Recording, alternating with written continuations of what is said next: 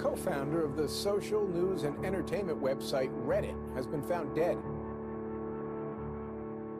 He certainly was a prodigy, although he never kind of thought of himself like that. He was totally unexcited about starting businesses and making money. There's a profound sense of loss tonight in Highland Park, Aaron Swartz' hometown, as loved ones say goodbye to one of the internet's brightest lights. Open access and computer activists are mourning his loss. An astonishing intellect. You talk to people who knew him. He was killed by the government, and MIT betrayed all of its basic principles. They wanted to make an example out of him, okay? Governments have an insatiable desire to control. He was potentially facing 35 years in prison and a $1 million fine. Raising questions of prosecutorial zeal, and I would say even misconduct. Have you looked into that particular matter and reached any conclusions? Growing up, I slowly had this process of realizing that all the things around me that people had told me were just the natural way things were, the way things always would be. They weren't natural at all. They were things that could be changed, and they were things that, more importantly, were wrong and should change. And once I realized that, there was really kind of no going back.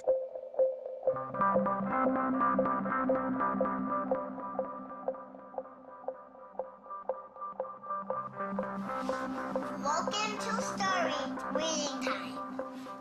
The name of the book is Paddington at the Fair.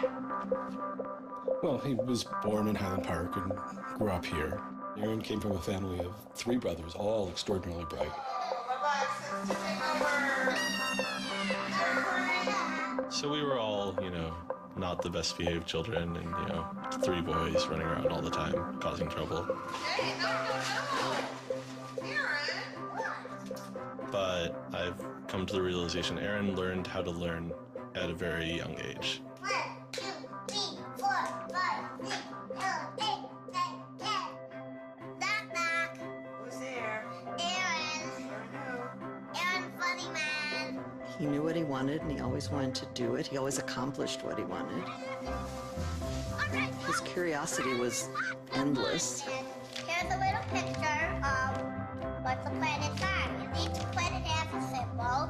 Mercury symbol, Venus symbol, Earth symbol, Mars symbol, Jupiter symbol. One day he said to Susan, "What's this free family entertainment in downtown Highland Park?" Free family entertainment downtown Highland Park. He was 3 at the time. And she said, "What are you talking about?" And he said, "Look, it says here on the refrigerator, free family entertainment in downtown Highland Park." And so she was floored and astonished that he could read. It's called My Family Seder. The Seder night is different from all other nights. I remember once we were at the University of Chicago Library.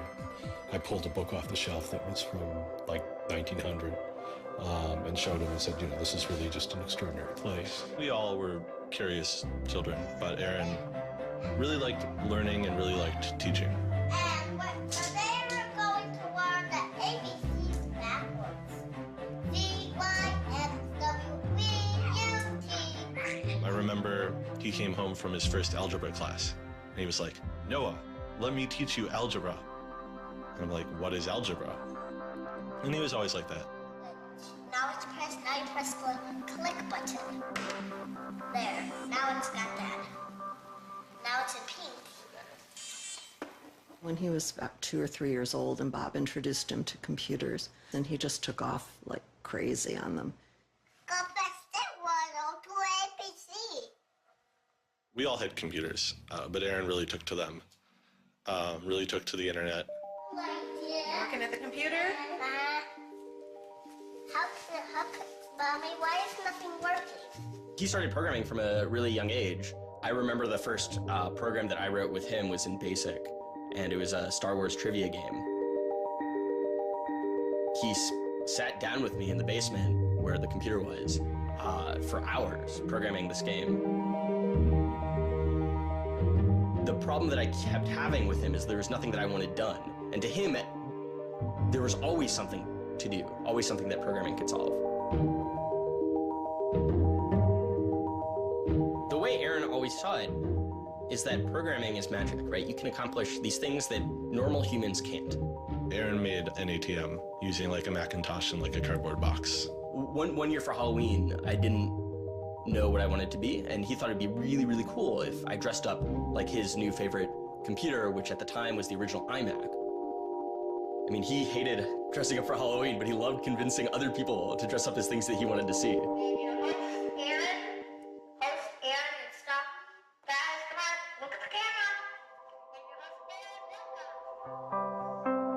He made this website called The Info, where people can just fill in information. Like, I'm sure someone out there knows all about gold leafing. Why don't they write about that on this website? And then other people could come at a later point and read that information and edit the information if they thought it was bad. Not too dissimilar from Wikipedia, right? And this was before Wikipedia had begun, and this was developed by a 12-year-old in his room by himself, running on, this tiny server using ancient technology. One of the teachers responds like, "This is a terrible idea. You can't just let anyone author the encyclopedia. The whole reason we have scholars is to write these books for us. How could you ever have such a terrible idea?" Me and my other brother would be like, "Oh, yeah, Wikipedia is cool, but we had that in our house like 5 years ago." Aaron's website, theinfo.org, wins a school competition hosted by the Cambridge-based web design firm Ars Digita. We all went to Cambridge for when he won the Ars Digita Prize, and we had no clue what Aaron was doing. It was obvious that the prize was really important. Aaron soon became involved with online programming communities, then in the process of shaping a new tool for the web. He comes up to me, it's like, "Ben, there's this really awesome thing that I'm working on. You need to hear about it." I'm like, "Yeah, what is it?" He says, "It's this thing called RSS." And he explains to me what RSS is. I'm like, why is that useful, Aaron? Like, is any site using it? Like, why would I want to use it? There was this mailing list for people who were working on RSS and XML more generally. And there was a person on it named Aaron Swartz who was combative but very smart and who had lots of good ideas. And he didn't ever come to the face-to-face meetings. And they said, when are you going to come out to one of these face-to-face meetings? And he said, I don't think my mom would let me. I'm 14, I just turned 14. And so their first reaction was, well, this person, this colleague we've been working with all year was 13 years old while we were working with him, and he's only 14 now. And their second reaction was, Christ, we really want to meet him. That's extraordinary. He was part of the committee that drafted RSS. What he was doing was to help build the plumbing for modern hypertext. And the piece that he was working on, RSS, was a tool that you can use to get summaries of things that are going on in other web pages. Most commonly, you would use this for a blog. You might have 10 or 20 people's blogs you want to read. You use their RSS feeds, these summaries of what's going on those other pages, to create a unified list of all the stuff that's going on. Aaron was really young, but he understood the technology, and he saw that it was imperfect and looked for ways to help make it better.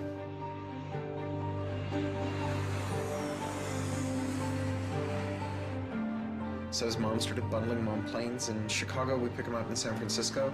We'd introduce him to interesting people to argue with, and we'd marvel at his horrific eating habits. He only ate white food, only steamed rice and not fried rice because that wasn't sufficiently white, and white bread and so on. And you kind of marvel at this, the quality of the debate emerging from this, what appeared to be a small boy's mouth.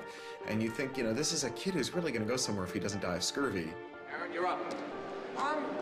I think the difference is that now you can't make companies like Doc was saying. You can't have companies that just, let's sell dog food over the internet, let's sell dog food over cell phones. But there's still a lot of innovation going on. I think if you don't see the innovation, maybe your head is in the sand. He takes on this alpha nerd personality where he's sort of like, I'm smarter than you, and because I'm smarter than you, I'm better than you, and I can tell you what to do. It's an extension of him being kind of like a twerp. So you aggregate all these computers together, and now they're solving big problems, like searching for aliens and trying to cure cancer. First met him on IRC, on Internet Relay Chat. He didn't just write code. He also sort of got people excited about solving problems. He was a connector.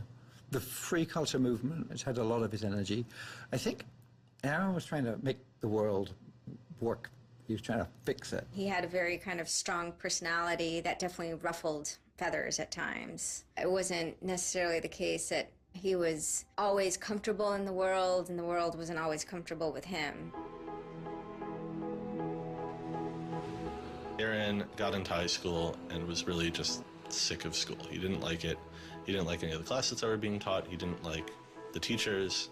Aaron really knew like how to get information. He was like, I don't need to go to this teacher to learn how to do geometry. I can just read the geometry book, and I don't need to go to the teacher to learn their version of American history. Like, I have like 3 historical compilations here. Like, I could just read them, and I'm not interested in that. I'm interested in the web.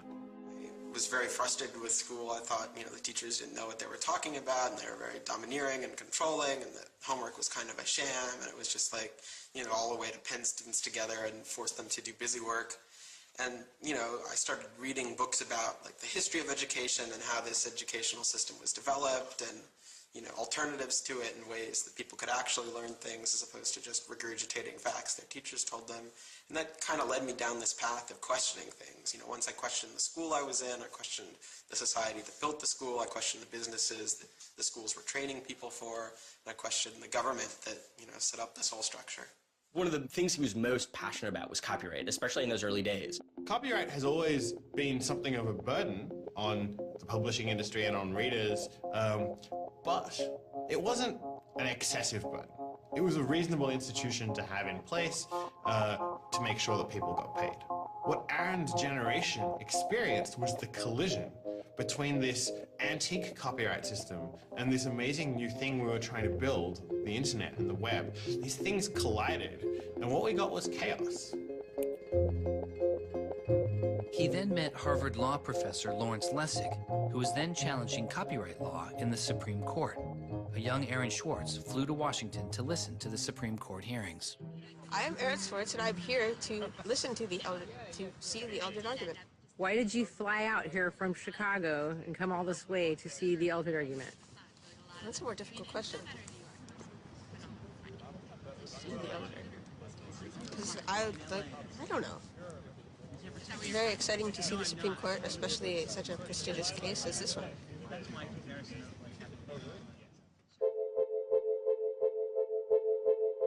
Lessig was also moving forward with a new way to define copyright on the internet. It was called Creative Commons. So the simple idea of Creative Commons is to give people, creators, a simple way to mark their creativity with the freedoms they intended to carry. So if copyright is all about all rights reserved, then this is a kind of some rights reserved model. It's I want a simple way to say to you, here's what you can do with my work, even if there are other things which you need to get my permission before you could do. And Aaron's role was the computer part. Like, how do you architect the licenses so they would be simple and understandable and expressed in a way that machines could process it?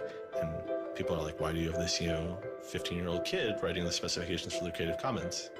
Like, don't you think that's a huge mistake? And Larry's like, the biggest mistake we would have is not listening to this kid. He barely is not even tall enough to get over the podium, and it wasn't these movable podiums, so it was this embarrassing thing where once he put his screen up, nobody could see his face.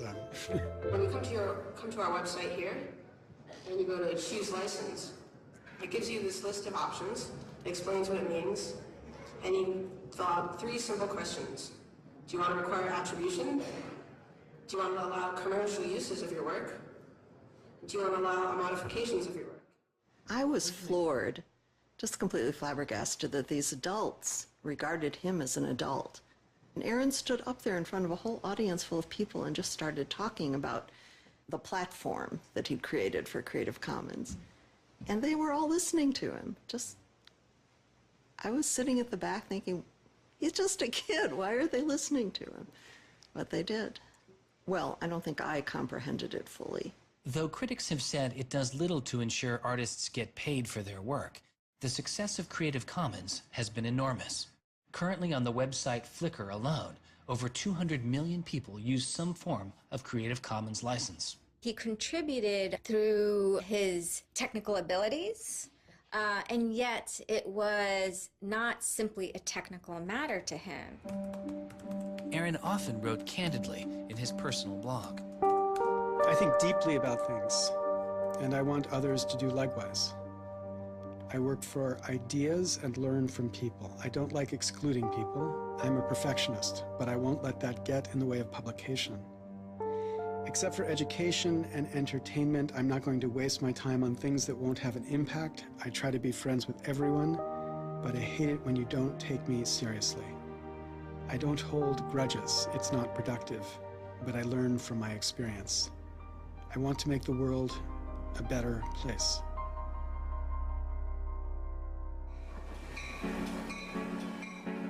In 2004, Swartz leaves Highland Park and enrolls in Stanford University.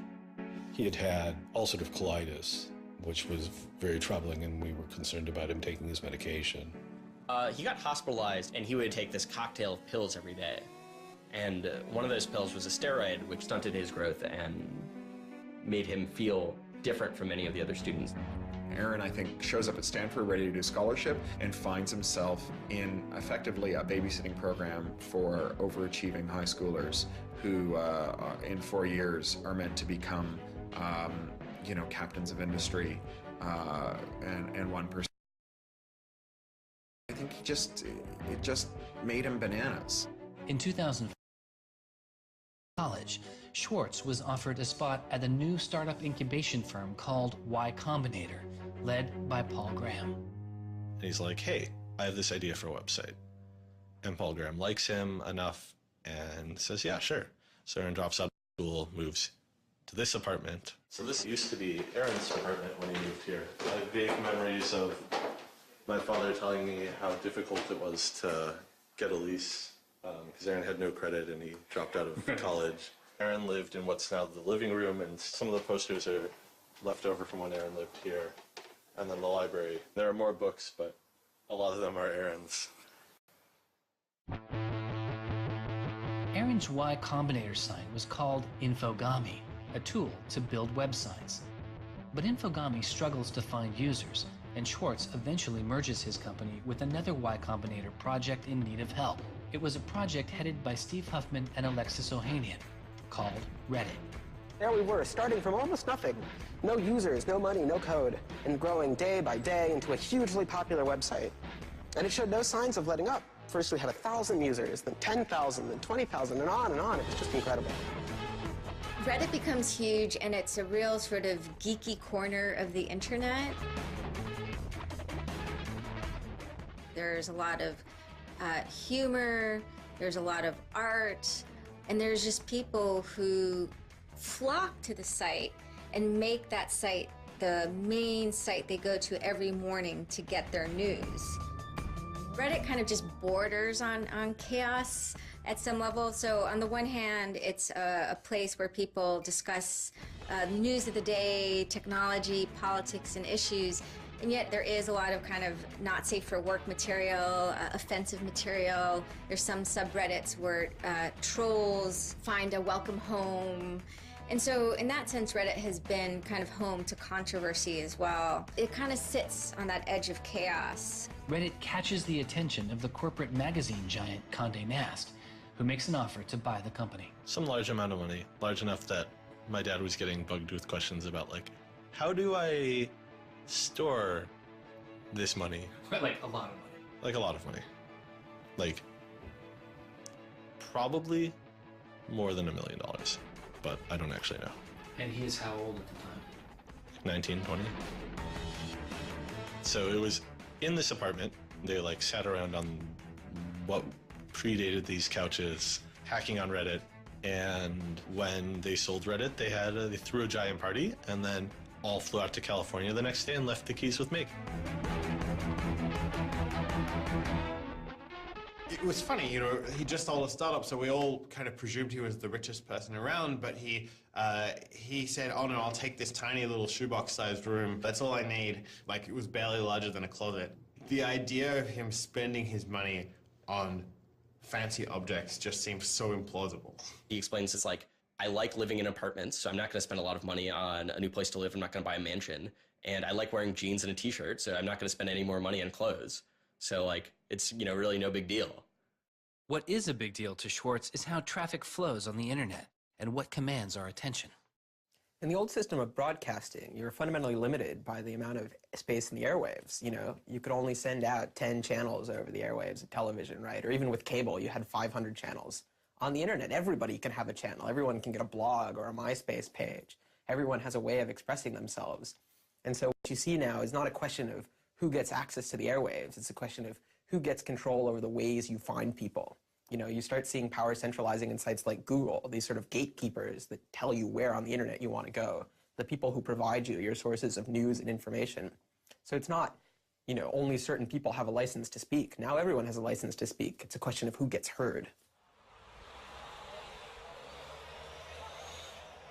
After he started working in San Francisco at Condé Nast, he comes into the office and they want to give him a computer with all this crap installed on it and say that he can't install any new things on his computer, which to a developer is outrageous, right? From the first day, he was complaining about all this stuff. Gray walls, gray desks, gray noise. The first day I showed up here, I simply couldn't take it. By lunchtime, I had literally locked myself in a bathroom stall and started crying. I can't imagine staying sane with someone buzzing in my ear all day, let alone getting any actual work done. Nobody else seems to get work done here either. Everybody's always coming into our room to hang out and chat or invite us to play the new video game system that Wired is testing. He really had different aspirations that were politically oriented.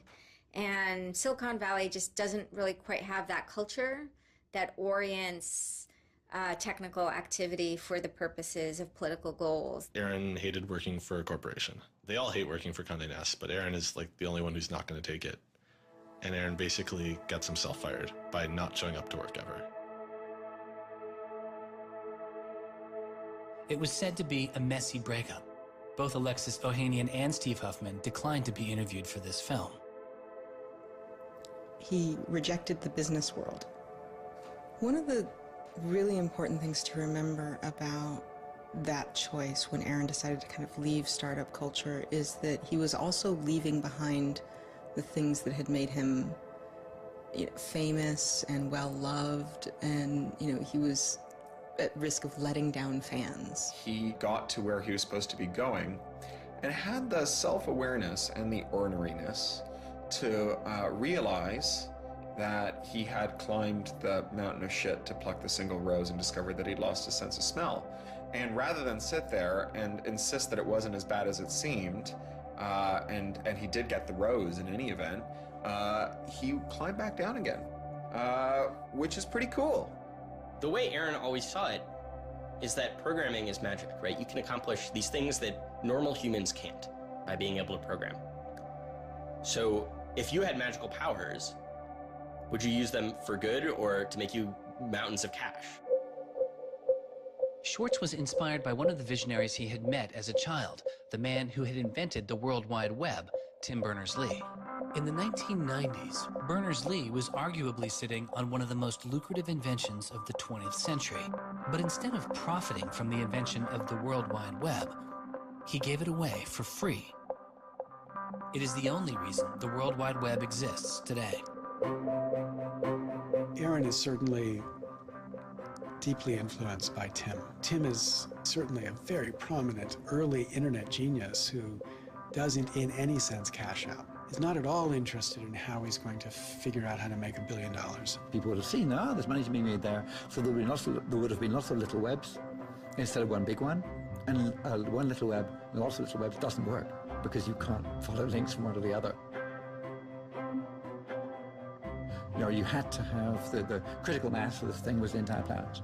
So it's not going to work unless the whole planet can get on board.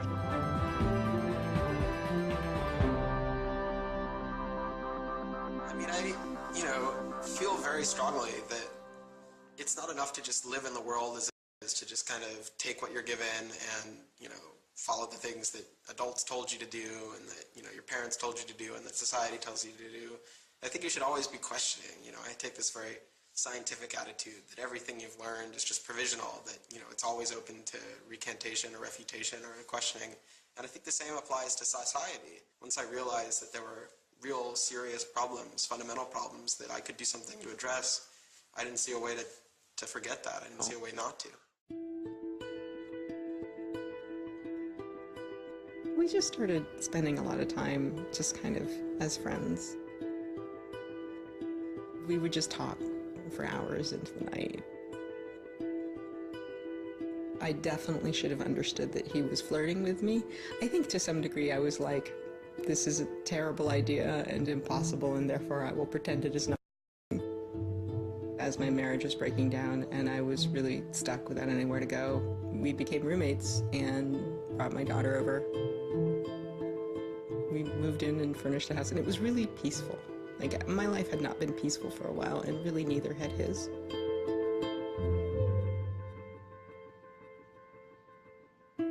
We were extremely close from the beginning of our romantic relationship. We were in constant contact. But we're both really difficult people to deal with. In a very Ally McBeal discussion, he confessed he had a theme song, and I made him play it for me. It was Extraordinary Machine by Fiona Apple. I think it was just that sense of kind of being a little bit embattled that the song has. And it also had like this hopefulness to it. By foot it's a slow climb, but I'm good at being uncomfortable, so I can't stop changing all the time. Because in many ways, Aaron was tremendously optimistic about life. Even when he didn't feel it, he could be tremendously optimistic about life. Extraordinary machine. What are you doing?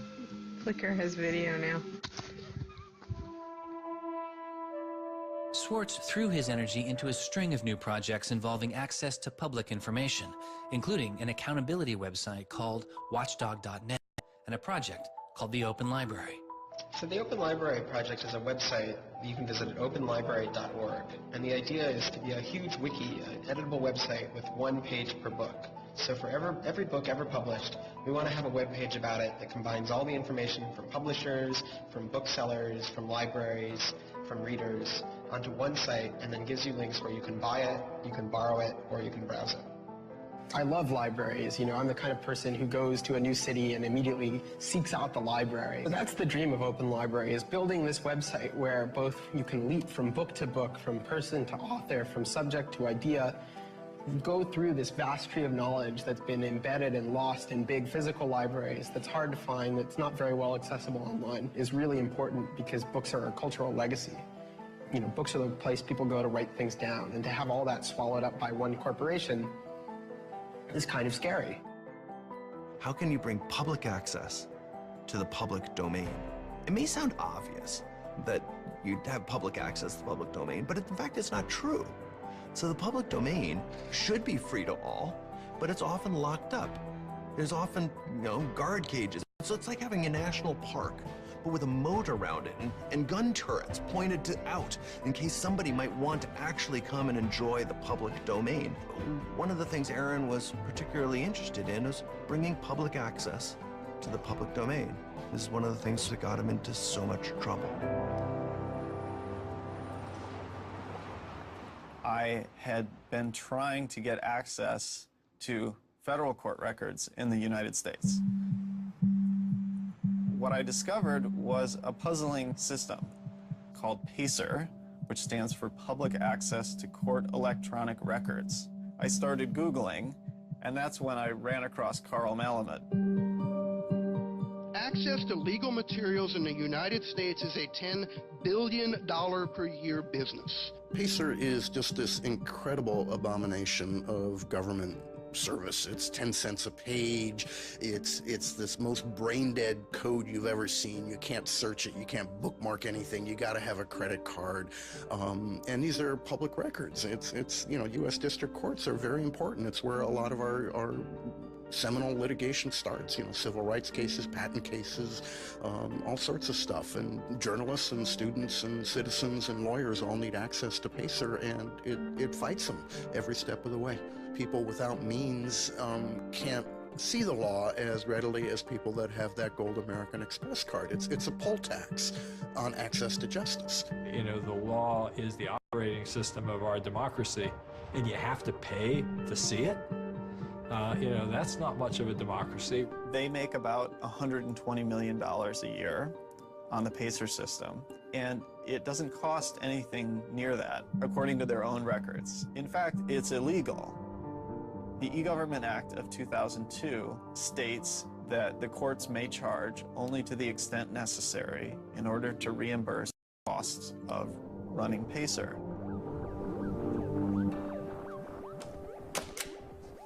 As the founder of public.resource.org, Malamud wanted to protest the PACER charges. He started a program called the PACER Recycling Project, where people could upload PACER documents they had already paid for to a free database so others could use them. The PACER people were getting a lot of flack from Congress and others about public access. And so they put together this system. In 17 libraries across the country, there was free PACER access. That's one library every 22,000 square miles, I believe. So it wasn't like really convenient. I encouraged volunteers to join the so-called thumb drive corps and download docs from the public access libraries, upload them to the PACER recycling site. People take a thumb drive into one of these libraries and they download a bunch of documents and they send them to me. And nothing, it was just a joke. In fact, when you clicked on thumb drive core, there was a Wizard of Oz, the Munchkins singing. So a little video clip came up. We represent the lollipop, yeah. But of course, I get this phone call from Steve Schultz and Aaron saying, gee, we'd like to join the thumb drive core. Around that time, I ran into Aaron at a conference. This is something that really has to be a collaboration between a lot of different people. So I approached him and I said, hey, I'm thinking about an intervention on the PACER problem. Schultz had already developed a program that could automatically download PACER documents from the trial libraries. Swartz wanted to take a look. So I showed him the code. And I didn't know what would come next, but as it turns out, over the course of the next few hours at that conference, he was off sitting in a corner, improving my code, recruiting a friend of his that lived near one of these libraries to go into the library and to begin to test his improved code, at which point the folks at the courts realized something's not going quite according to plan. And data started to come in and come in and come in, and soon there were 760 gigabytes of PACER docs, about 20 million pages. Using information retrieved from the trial libraries, Swartz was conducting massive, automated parallel downloading of the PACER system. He was able to acquire nearly 2.7 million federal court documents, almost 20 million pages of text. Now, I'll grant you that 20 million pages had perhaps exceeded the expectations of the people running the pilot access project, but surprising a bureaucrat isn't illegal. Aaron and Carl decided to go talk to the New York Times about what happened. They also caught the attention of the FBI, who began to stake out Swartz's parents' house in Illinois. But I get a tweet from his mother saying, call me! It's like, oh my God, what the hell's going on here? And so I finally got a hold of Aaron, and Aaron's mother was like, oh my God, FBI, FBI, FBI. An FBI agent drives down our home's driveway trying to see if Aaron is in his room. And I remember being home that day and wondering why this car was driving down our driveway and just driving back out. I was like, that's weird. 5 years later, I read this FBI file and I'm like, oh my goodness. That was the FBI agent in my driveway. He was terrified. He was totally terrified. He was way more terrified after the FBI actually called him up on the phone and tried to sucker him into coming down to a coffee shop without a lawyer. He said he went home and laid down on the bed and was shaking. The downloading also uncovered massive privacy violations in the court documents. Ultimately, the courts were forced to change their policies as a result. And the FBI closed their investigation without bringing charges. To this day, I find it remarkable that anybody, even at the most remote podunk field office of the FBI, thought that a fitting use for taxpayer dollars was investigating people for criminal theft on the grounds that they had made the law public. How can you call yourself a lawman and think that there can possibly be anything wrong in this whole world with making the law public? Aaron was willing to put himself at risk for the causes that he believed in. Bothered by wealth disparity, Swartz moves beyond technology and into a broader range of political causes. I went into Congress and I invited him to come and hang out and intern for us for a while so that he could learn, you know, the political process. He was sort of learning about a new community, a new set of skills, and kind of learning to hack politics. It seems ridiculous that miners should have to hammer away until their whole bodies are dripping with sweat, faced with the knowledge that if they dare to stop, they won't be able to put food on the table that night, while I get to make larger and larger amounts of money each day just by sitting and watching TV. But apparently the world is ridiculous. So I co-founded a group called the Progressive Change Campaign Committee, and what we try and do is we try and organize people over the internet who care about progressive politics and moving the country in a more progressive direction to kind of come together, join our email list, join our campaigns, and help get progressive candidates elected all across the country. The group is responsible for igniting the grassroots effort behind the campaign to elect Elizabeth Warren to the Senate. He might have thought it was a dumb system, but he came in and he said, I need to learn this system because it can be manipulated like, you know, like any social system. But his passion for knowledge in libraries didn't take a back seat. Aaron began to take a closer look at institutions that publish academic journal articles. By virtue of being students at a major U.S. university, I assume that you have access to a wide variety of scholarly journals. Pretty much every major university in the United States pays these sort of licensing fees to organizations like JSTOR and Thomson and ISI to get access to scholarly journals that the rest of the world can't read. These scholarly journals and articles are essentially the entire wealth of human knowledge online, and many have been paid for with taxpayer money or with government grants. But to read them, you often have to pay again, handing over steep fees to publishers like Reed Elsevier. These licensing fees are so substantial that people who are studying in India instead of studying in the United States don't have this kind of access. They're locked out from all of these journals. They're locked out from our entire scientific legacy. I mean, a lot of these journal articles, they go back to the Enlightenment. Every time someone has written down a scientific paper, it's been scanned and digitized and put in these collections.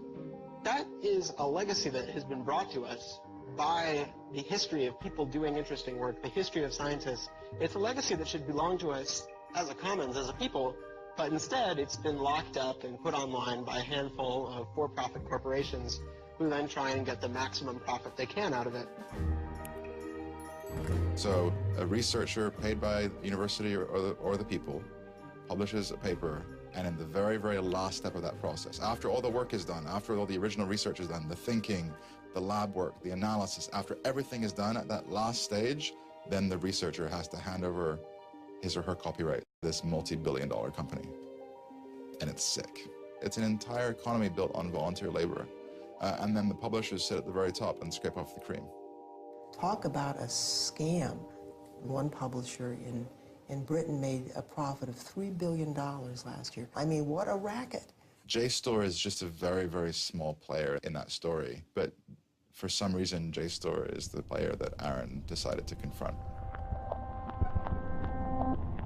He'd gone to some conference around open access and open publishing, and I don't know who the person from JSTOR was, but I think at some point Aaron asked the question, like, how much would it cost to open up JSTOR in perpetuity?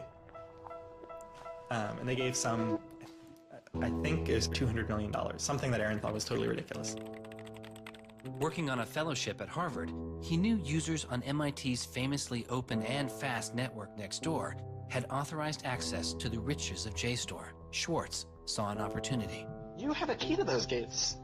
And with a little bit of shell script magic, you can get those journal articles. On September 24th, 2010, Swartz registered a newly purchased Acer laptop on the MIT network under the name Gary Host. The client name was registered as Ghost Laptop. He doesn't hack JSTOR in the traditional sense of hacking. The JSTOR database was organized, so it was completely trivial to figure out how you could download all the articles in JSTOR because it was basically numbered. It was basically, / number article 444,024, then 25, then 26. He wrote a Python script called keepgrabbing.py, which was like keep grabbing one article after another. The next day, Ghost Laptop begins grabbing articles, but soon the computer's IP address is blocked. For Swartz, it's barely a bump in the road. He quickly reassigns his computer's IP address and keeps downloading. Well, JSTOR and MIT take a number of steps to try to interfere with this when they notice that this is happening. And when the more modest steps don't work, then at a certain stage, JSTOR just cuts off MIT from having access to the JSTOR database. So there's this kind of cat and mouse game around getting access to the JSTOR database. Aaron ultimately, obviously, is the cat because he has more technical capability than the JSTOR database people do in defending them. And eventually, there was an unlocked supply closet in the basement of one of the buildings. And he went, instead of going through Wi-Fi, he went down there and he just plugged his computer directly into the network and just left it there with an external hard drive downloading these articles to the computer.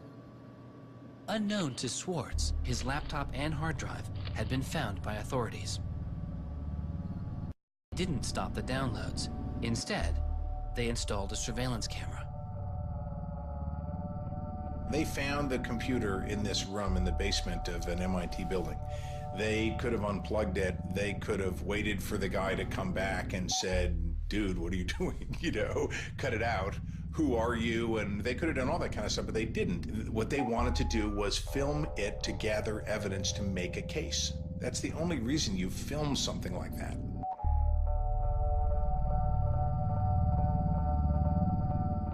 At first, the only person caught on the glitchy surveillance camera was using the closet as a place to store bottles and cans.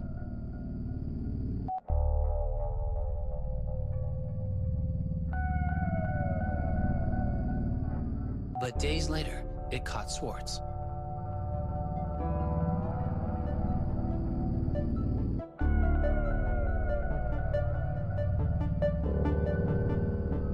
Swartz is replacing a hard drive. Leans out of frame for about 5 minutes, and then leaves.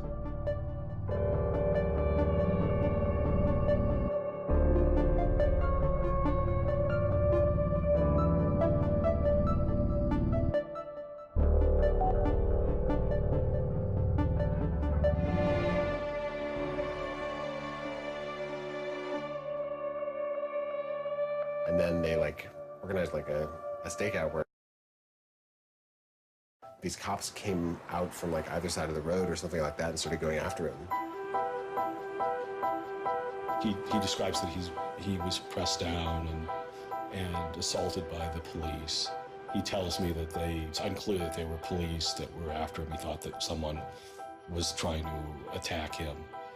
He does tell me they beat him up. I was just devastated. The notion of any kind of criminal prosecution of anyone in our family or anything was so foreign and incomprehensible, I didn't know what to do. Well, they execute search warrants at Aaron's house, his apartment in Cambridge, and his office at Harvard. 2 days before the arrest, the investigation had gone beyond JSTOR and the local Cambridge police. They had been taken over by the United States Secret Service. The Secret Service began investigating computer and credit card fraud in 1984, but 6 weeks after the attack on 9/11, their role expanded. President Bush used the Patriot Act to establish a network of what they called electronic crimes task forces. The bill before me takes account of the new realities and dangers posed by modern terrorists. According to the Secret Service, they are primarily engaged in activity with economic impact, organized criminal groups, or use of schemes involving new technology. The Secret Service turned Swartz's case over to the Boston U.S. Attorney's Office. There was a guy in the U.S. Attorney's Office who had the title head of the Computer Crimes Division or Task Force. I don't know what else he had going, but you're certainly not much of a computer crimes prosecutor without a computer crime to prosecute. So he jumped on it, kept it for himself, didn't assign it to someone else within the office or the unit, and that's Steve Hyman. Prosecutor Stephen Hyman has been largely out of public view since the arrest of Aaron Swartz, but he can be seen here in an episode of the television show American Greed, filmed around the time of Aaron's arrest. He is describing his previous case against the notorious hacker Alberto Gonzalez, a case that garnered Hyman enormous press attention and accolades. Gonzalez masterminded the theft of over 100 million credit card and ATM numbers, the largest such fraud in history. Here, Hyman, describing Gonzalez, gives his view on the hacker mindset.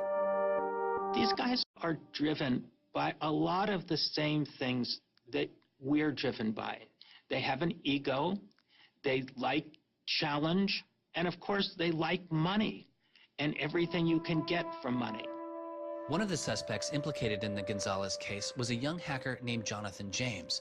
Believing Gonzalez's crimes would be pinned on him, James committed suicide during the investigation. In an early press release describing the government's position in the case of Aaron Swartz, Hyman's boss, U.S. Attorney for the District of Massachusetts Carmen Ortiz, said this: "Stealing is stealing, whether you use a computer command or a crowbar, and whether you take documents, data, or dollars." It's not true. It's obviously not true.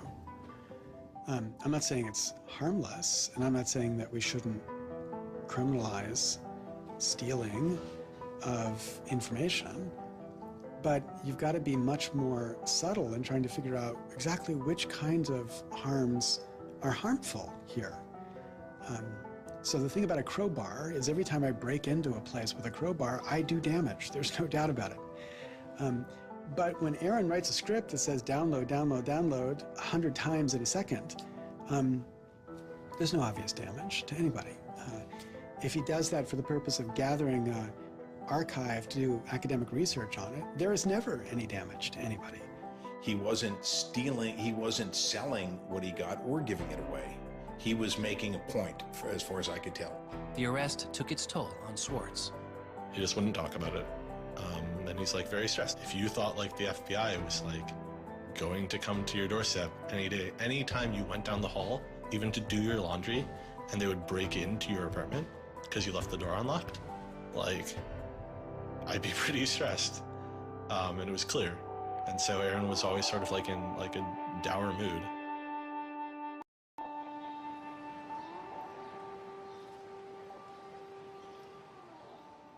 He wouldn't give off any sensitive information about his whereabouts during this time because he was so afraid that the FBI would be waiting for him.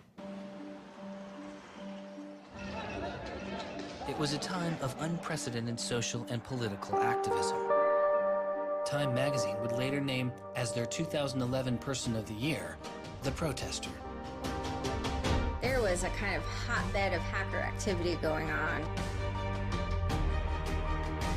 WikiLeaks had released a trove of diplomatic cables. Manning had been under arrest at the time. It was unknown whether he was the source of the leak. Anonymous, which is a kind of protest ensemble that has a lot of hackers in its ranks, were going on various sprees of sorts. If you compare that to what he did, his stuff should have been left behind for MIT and JSTOR to deal with in a kind of private, professional manner. It should have never gotten the attention of the criminal system. It just didn't belong there.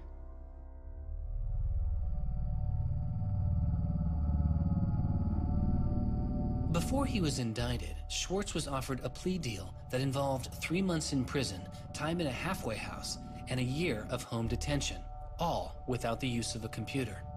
It was on the condition that Swartz plead guilty to a felony. Here we are. We have no discovery, no evidence whatsoever about what the government's case is, and we have to make this immense decision where the lawyer is pushing you to do this, the government is giving you a non-negotiable demand, and you're told that your likelihood of prevailing is small, so whether you're guilty or not, you're better off taking the deal. Boston has its own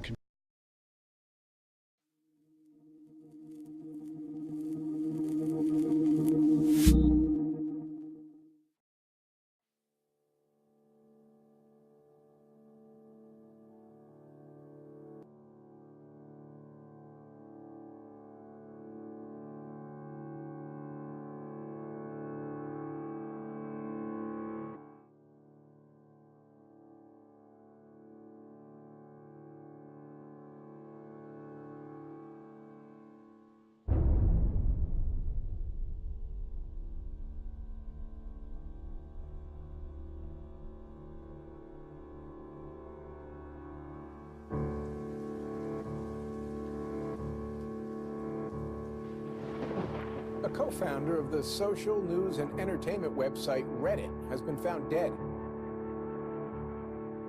He certainly was a prodigy, although he never kind of thought of himself like that. He was totally unexcited about starting businesses and making money.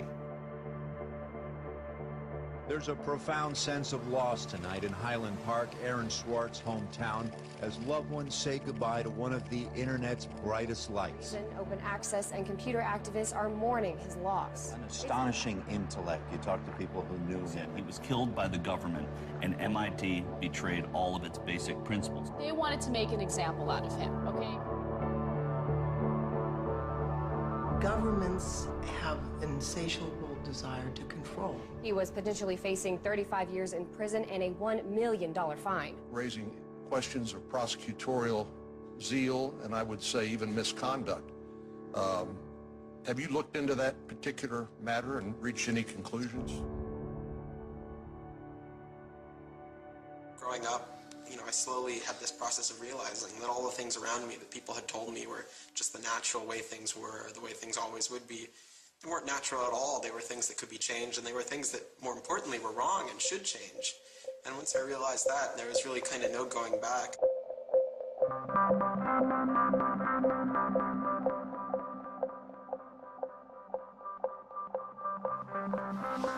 Welcome to Story Reading Time.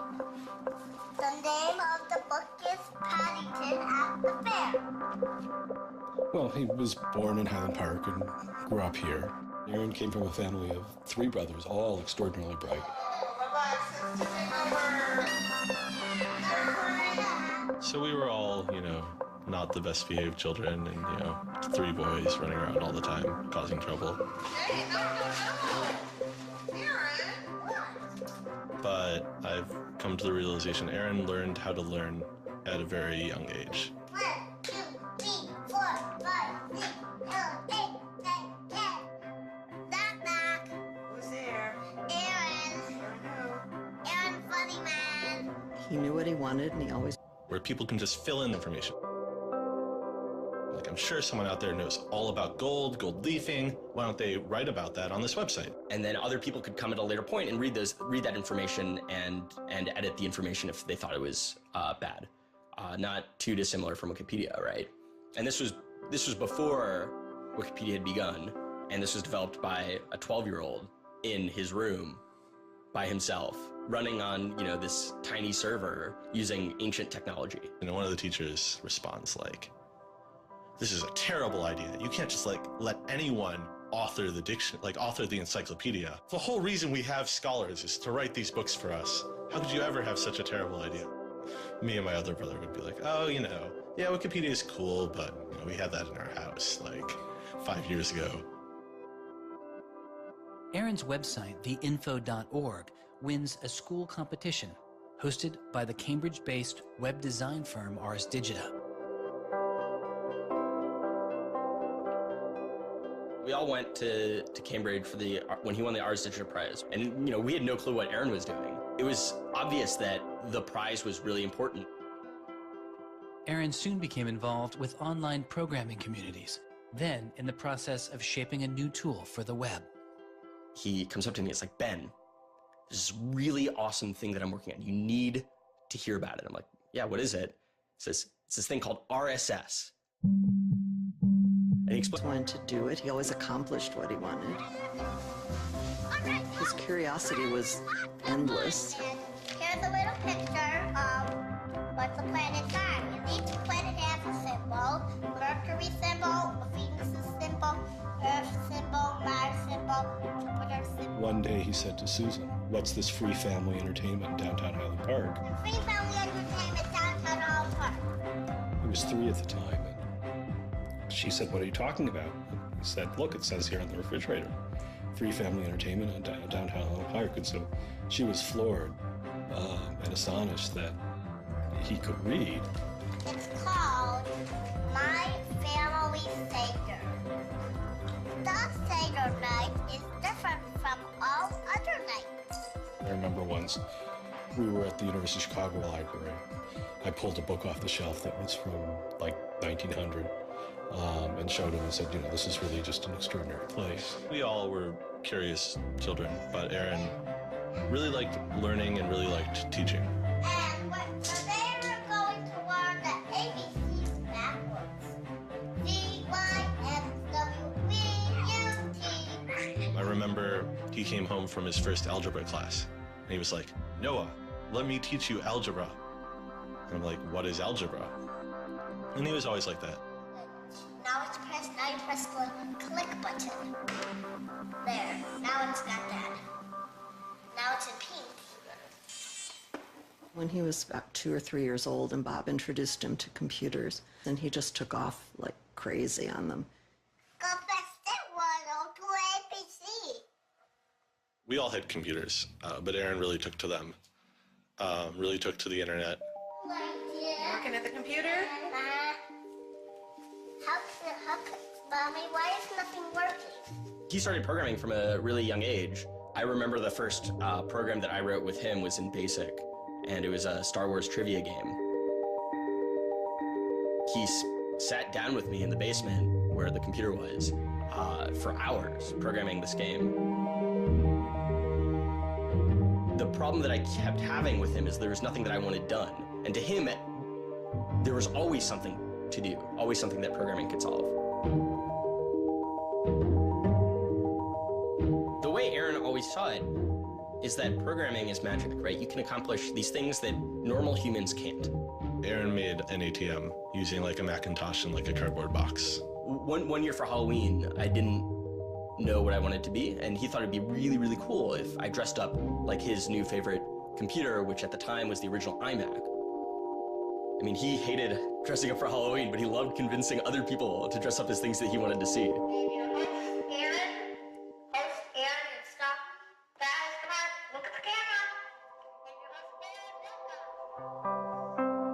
He made this website called The Info,